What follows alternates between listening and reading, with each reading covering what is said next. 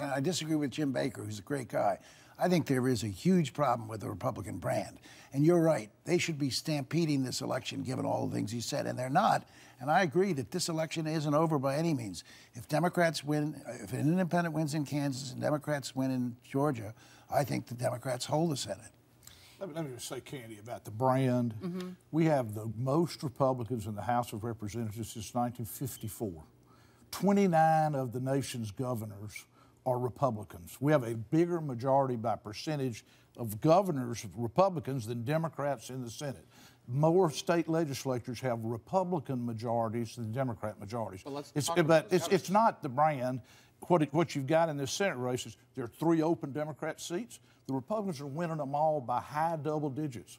You're having to beat incumbents time and time and time again, and I think you're right. Well, let's talk about those governors. Incumbents. Let's talk about those governors. Republican governor in Pennsylvania is about to go down. There's a Republican governor in Maine who's likely going to lose. A Republican governor in Florida, I believe, is going to lose. I believe the Republican governors in Wisconsin and Michigan are on the ropes. The Republican governor in Ruby Wright, Kansas, is about to lose. I think there are going to be more Republican governors that lose on election night than Democratic senators that are going to lose. I will venture to say there will be a higher percentage of the governors in the country will be Republicans than the senators will be Democrats. Katie, one I couldn't follow that. I couldn't follow that. One quick point on this.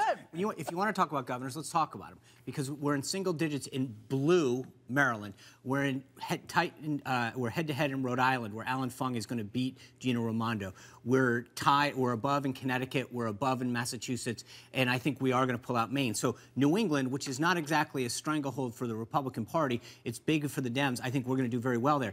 But second, I think that when you look at how we're doing overall as a country, as Governor Barbour pointed out, it's the state legislative races, it's the governor's races, it's the House, it's the Senate. Taken collectively, this is going to be a good night for Republicans if we get all those people out to vote.